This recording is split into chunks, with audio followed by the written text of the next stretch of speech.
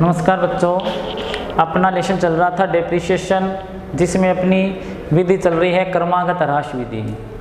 एक विधि हमने कर ली स्थायी किस्त विधि, अब अपनी चल रही है क्रमागत ह्रास विधि। कल हमने इसका एक एग्जाम्पल किया था, आज फिर एग्जाम्पल करते हैं। कई बार ऐसे होता है कि एक मशीन हमने पहले खरीद ली और मध्य में जाके एक मशीन और ख़रीद लें, तो फिर उस सवाल को कैसे करना है उसका एक एग्जाम्पल करते हैं। जैसे मोदी ब्रदर्स ने एक मशीनरी खरीदी।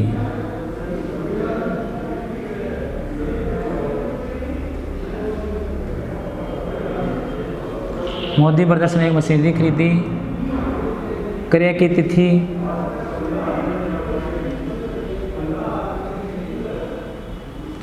दे रखी इन्होंने 1 अप्रैल 2014।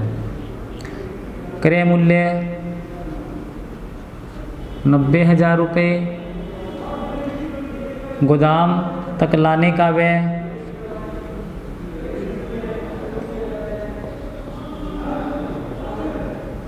बराबर 10,000 रुपये। विक्रय की तिथि, देखो मूल्य ह्रास की दर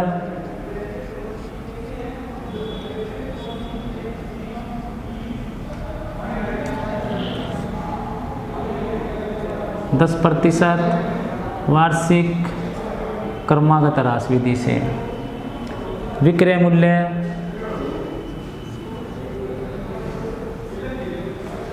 मूल्य इसका है 60,000 रुपये।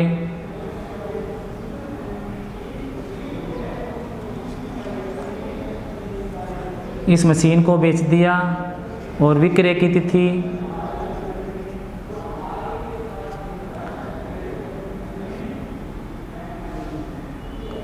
30 सितंबर 2015, यानी विक्रय की तिथि कितने 30 सितंबर 2015 है। पहले एक मशीन खरीदी इन्होंने कितने में 90,000 में, जिसमें गोदाम तक लाने का खर्चा 10,000 हो गया। खरीदी 1 अप्रैल 2014 को है और मूल्य ह्रास की दर है वो 10% वार्षिक है। उसको बेच दिया 30 सितंबर 2015 को और विक्रय मूल्य 60,000 है। उसी दिन एक नई मशीन खरीद ली। किस दिन? जिस दिन ये मशीन बेची 30 सितंबर 2015 को, उसी दिन एक नई मशीन खरीदी। क्रय मूल्य बराबर 50,000। मूल्य ह्रास की दर वही है 10%। 3 वर्षों के लिए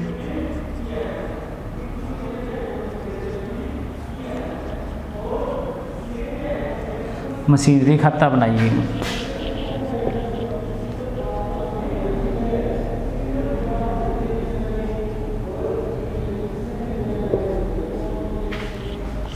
तीन वर्षों के लिए मशीनरी खाता बनाइए।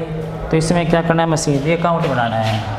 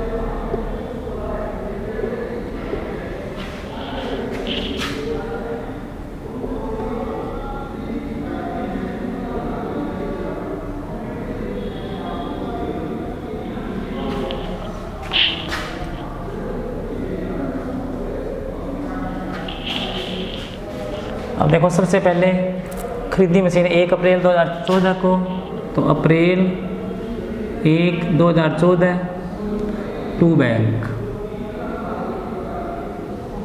और मशीन कब कितने की खरीदी है? 90,000 की। अमाउंट में कितना आ गया? 90,000 आ गया। तो एक तो आ गया अप्रैल 1 2014 टू बैंक 90,000 रुपये। उसके बाद गोदाम तक लाने का व्यय 10,000 रुपये। तो टू कैश कितना खर्चा है? मूल्य गोदाम तक लाने का व्यय वो कितना हो गया?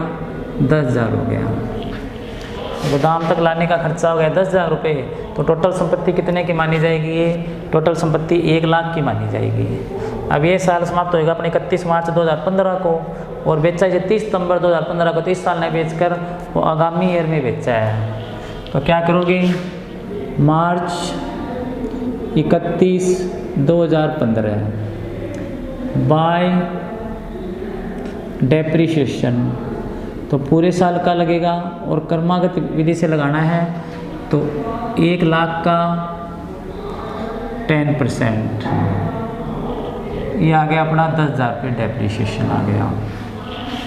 डेप्रिसिएशन कितना आ गया? 10,000 रुपये बाय बैलेंस CD। अब क्या करना है देखो, 1 लाख में 10,000 गई, कितना शेष बचा? 90,000। टोटल आ गया अपना 1 लाख। अब क्या करेंगे? इस बैलेंस को आगे लाएंगे। और कब लाओगे? अप्रैल 1 2016 टू बैलेंस BD। तो टू बैलेंस BD कितना बैलेंस है? बैलेंस बच गया 90,000 का।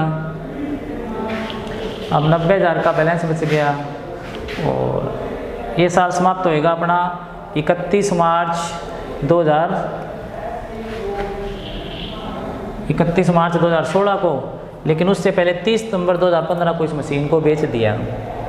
तो पहले देखना है कि मशीन को बेचने से लॉस हुआ या प्रॉफिट। लेकिन वो मशीन हमारे पास 30 सितंबर तक तो रही है। तो आपको क्या करना है? 1 अप्रैल से लेकर पहले 30 सितंबर तक का डेप्रिसिएशन लगाना है उस पर। सितंबर 30। अब सितंबर 30 को क्या किया? पहले डेप्रिसिएशन लगाएंगे। तो बाय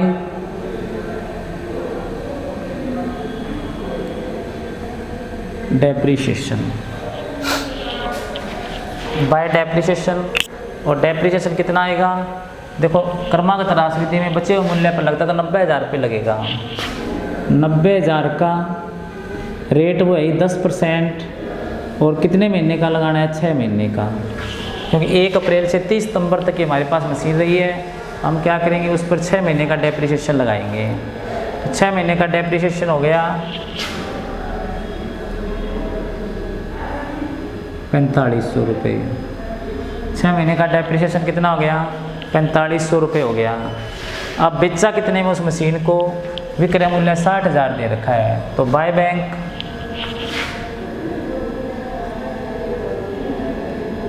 60,000। अब आपको देखना है कि उस मशीन को बेचने से लॉस हुआ या प्रॉफिट हुआ। तो टोटल कितना अपना मूल्य? 90,000 है। 90,000 में से 4,500 घटा दो, यानी कि पहले 90,000 तक तो यहाँ तक है। उसके बाद और भी डेप्रिसिएशन लग गया, और 4500 रुपये का डेप्रिसिएशन और लग गया। तो 4500 का डेप्रिसिएशन लगा, तो वो संपत्ति बच गई 90,000 में 4500 गई, 85,500 की, जिसमें 60,000 की बेच दी। तो 25,500 का लॉस हो गया। तो यहाँ पर लिखेंगे by profit and loss account. तो कितने का लॉस हुआ हमें? 25,500 का। यानी इस यहाँ तक टोटल अपना पूरा कितना आना चाहिए? 90,000 आना चाहिए। 90,000 की संपत्ति थी, 4500 रुपये डेप्रिसिएशन और लग गया, तो 85,500 की बच गई, जिसमें बेच दिया कितने में? 60,000 में बेच दिया। तो बाय बैंक आ गया 60,000। अब 90,000 में से 60 ये गया, 4,500 डेप्रिसिएशन गया। तो 85,500 में से 60,000 में बेच दी, तो 25,500 का लॉस हो गया। तो इस दिन क्या हमें लॉस कितने का? 25,500 का। अब कहते हैं उसी दिन एक नई मशीन और खरीद ली। उसी दिन क्या एक नई मशीन और खरीदी? तो कब खरीदी है? उसी दिन का मतलब है जिस दिन ये मशीन बेची, 30 सितंबर 2015 को। तो सितंबर 30 2015। क्या लिखेंगे? To bank. जब संपत्ति खरीदोगे तो वही entry, machinery to bank. To bank में कितने रुपए आएंगे? मशीनरी टू बैंक में आएंगे 50,000 रुपये।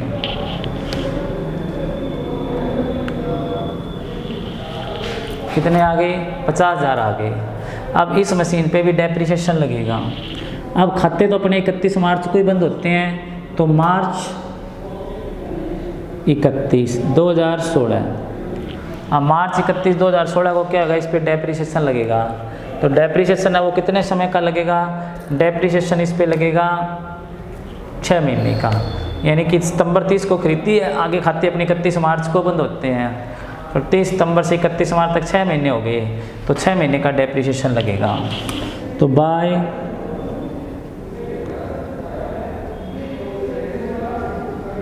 डेप्रिसिएशन अकाउंट, मशीन कितने की? 50,000 की, 10% उसका डेप्रिसिएशन और 6 मंथ का, तो कितना आ गया? 2500 रुपये डेप्रिसिएशन आ गया। तो 6 महीने का डेप्रिसिएशन कितना हो गया? 2500 रुपये हो गया। तो बाय डेप्रिसिएशन आ गया 2500 रुपये का। अब बैलेंस बचा, देखो ये मशीन तो बेच दी, इसका तो कोई बैलेंस बचेगा नहीं। ये 50,000 की थी, जिसमें 2500 डेप्रिसिएशन लग गया, बाकी बैलेंस बचेगा। बाय बैलेंस CD, तो 50,000 में 25 हो गए, बैलेंस बचा 47,500 का। बैलेंस कितने का बचा? 47,500 का बैलेंस बच गया।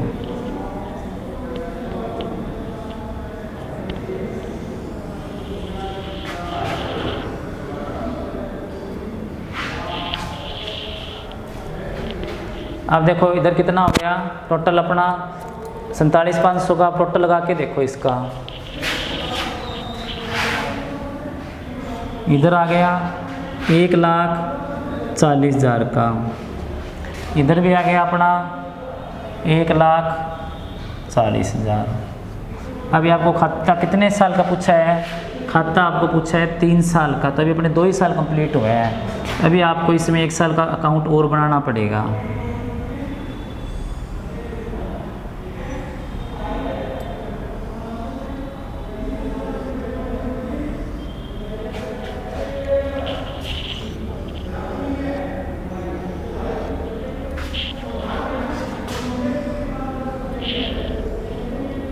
अब इस बैलेंस को आगे लाएंगे और अप्रैल 1 2016 को टू बैलेंस BD, तो बैलेंस कितना बच गया?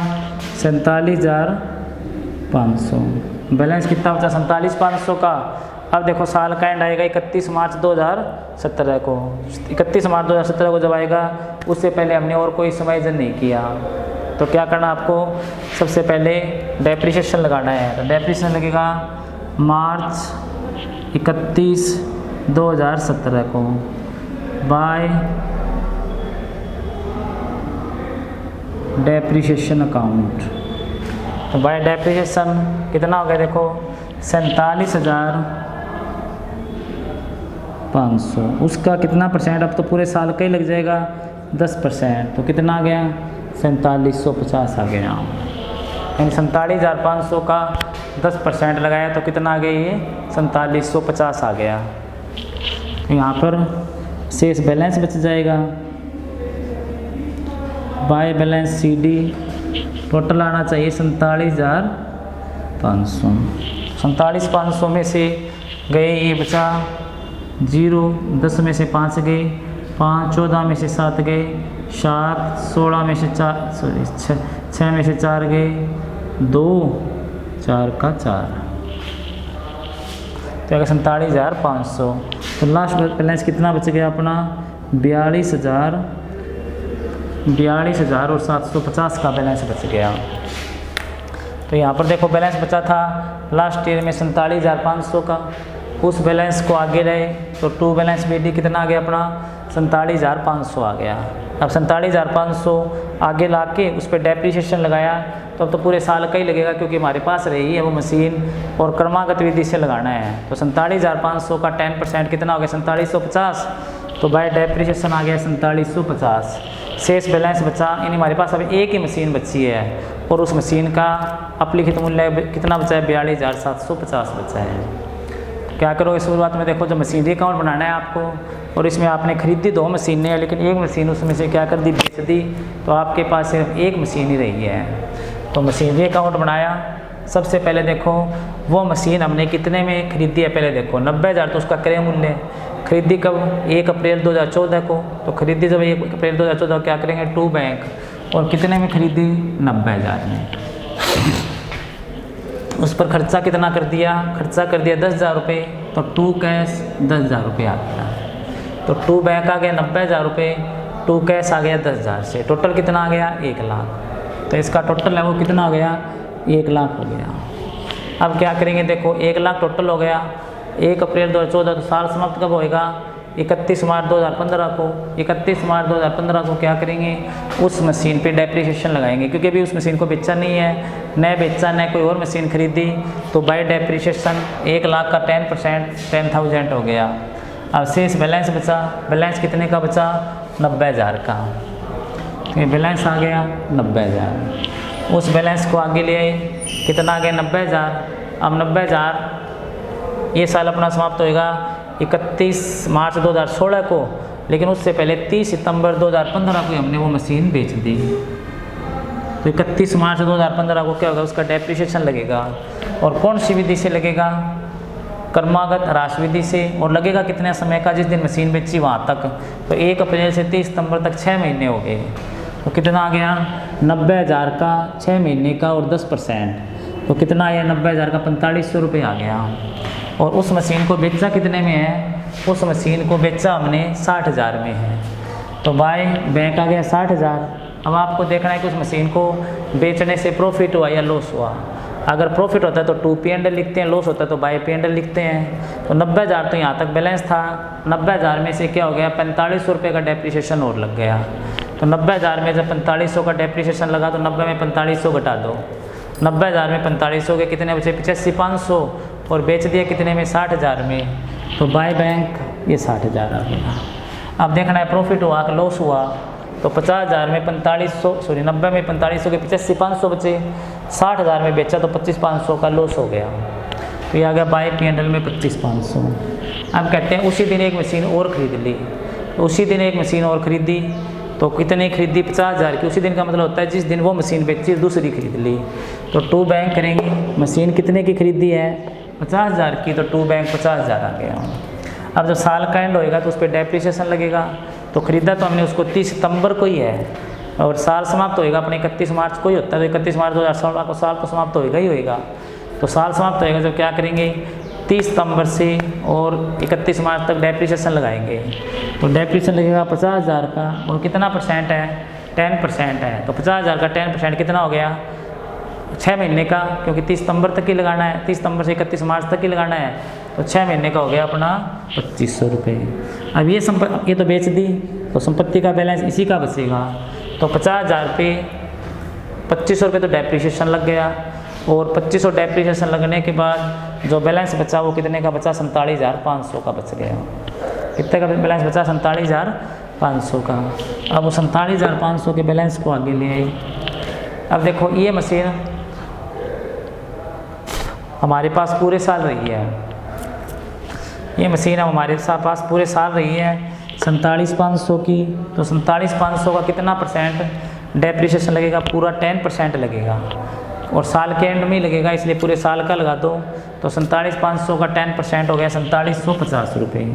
अब हमारे पास सिर्फ एक मशीन बची, उस पर इतना वो डेप्रिसिएशन लग गया। तो इस तरह से हमारा लास्ट में जाके जो बैलेंस है वो बच गया 47,500 माइनस में 4750, तो बैलेंस बच गया 42,750 रुपये। तो बाय बैलेंस शीट दिया गया 42,750। इस तरह से अपने क्रमागत ह्रास विधि से मशीनरी अकाउंट बन गया। मशीनें 2 खरीदी, 1 बेच दी, 1 हमारे पास बच गई। तो इस तरह से ये बन गया अपना मशीनरी अकाउंट। तो इसी विधि का सवाल फिर कल करेंगे। आज के लिए इतना ही, धन्यवाद।